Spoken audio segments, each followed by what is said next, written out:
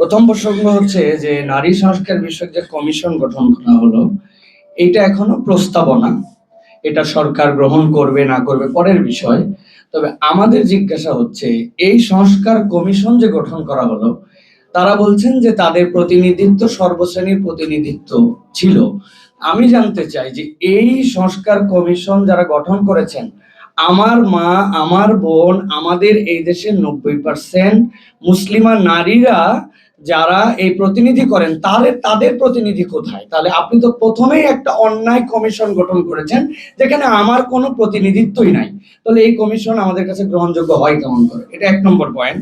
2 নম্বর point হচ্ছে যে আমরা নারীদের ক্ষেত্রে অনেক কথা বলছি, সমান অধিকার অনেক কথা বলছি, কিন্তু ইসলামের বেসিক পয়েন্ট এই যারা কমিশনের সাথে সংশ্লিষ্ট তারা বুঝেছেন কিনা আমাদের কাছে এটা খুবই চিন্তার বিষয়। কারণ ইসলাম বলেছে নারীর ন্যায্যতার কথা।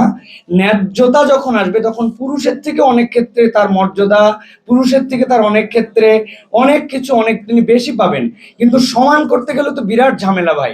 আমার স্ত্রী লেবার ওয়ার্ডে থাকে সরকারি হাসপাতালে তার প্রসূতির সময়, তাহলে একজন পুরুষ যদি বলে যে আমার ডায়রিয়া হয়েছে, আমি মহিলার পাশাপাশি চাই, এর মধ্যে কোনো বের দিয়ে রাখা যাবে না, আমরা এক ফ্ল্যাট করে দিতে হবে, আমি যেটা মেনে নিতে পারবো না।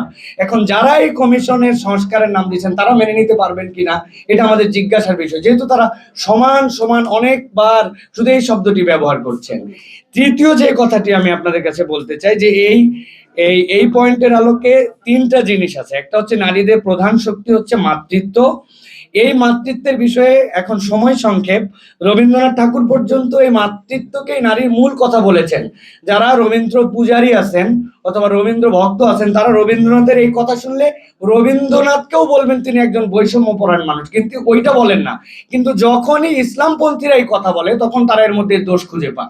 এটা 1 নম্বর কনসার্নের জায়গা। 2 নম্বর, যৌনকর্মীদের শ্রমিকের স্বীকৃতি নয়, বরং তাদের পুনর্বাসন চাই আমরা। যদি কেউ এটার সাথে জড়িত হয়ে যান তাহলে ইসলামের তার জন্য দিক নির্দেশনা আছে। কিন্তু আমরা অবাক হয়ে দেখি তারা শ্রমিক থেকে শুরু করে এটাকে একটা প্রাতিষ্ঠানিক রূপ দিতে চান। আসল হেতুটা কি?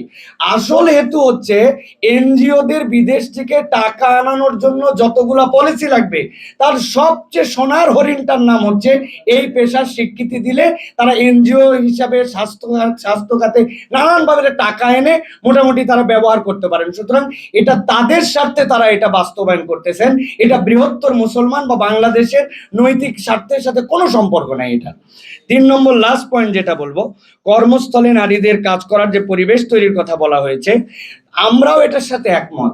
কিন্তু আমরা নারীদেরকে এমন কোনো কাজের মধ্যে দিতে চাই না যেই কাজটা তার শরীর, তার মন, তার পরিবেশ, তার বাস্তবতার সাথে সামঞ্জস্যশীল নয়। ইসলাম এটাকে সবচেয়ে বড় হাইলাইট করছে। আমি লাস্ট একটা কথা বলে শেষ করবো। আমরা অনেক সময় এই পয়েন্টটা আমরা হারাই যাই। দেখেন, আমরা জানি যে ইসলাম আসার আগে রাসূলুল্লাহ সাল্লাল্লাহু আলাইহি ওয়াসাল্লামের সময় নারীদের কি পরিমাণ অসম্মান ছিল।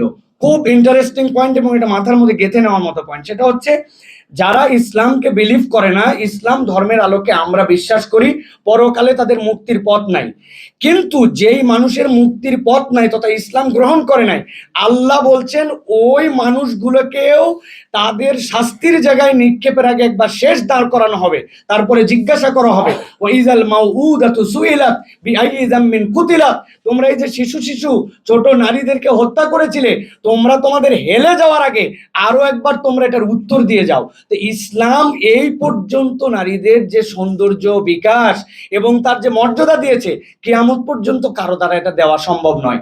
আমাদের জিজ্ঞাসা, আপনারা কি এটা বুঝে এই কমিশনের প্রস্তাব দিয়েছেন না না বুঝে?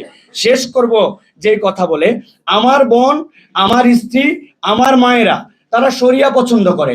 আপনারা বলছেন ঐচ্ছিকভাবে বিভিন্ন ধরনের বিধিবিধান গ্রহণ করার সুযোগ থাকবে। তাহলে আমরা আমাদের দেশে, আমার মায়ের পক্ষ থেকে আমি কনসার্ন নিয়ে বলতেছি, আমার ওয়াইফের পক্ষ থেকে, আমার 3টা মেয়ে তাদের পক্ষ থেকে, এই দেশে বাদী এবং বিবাদী যদি রাজি হয় কোনো কেসে, তাহলে আমরা এই দেশে শরিয়া কোর্টেরও প্রবর্তন চাই।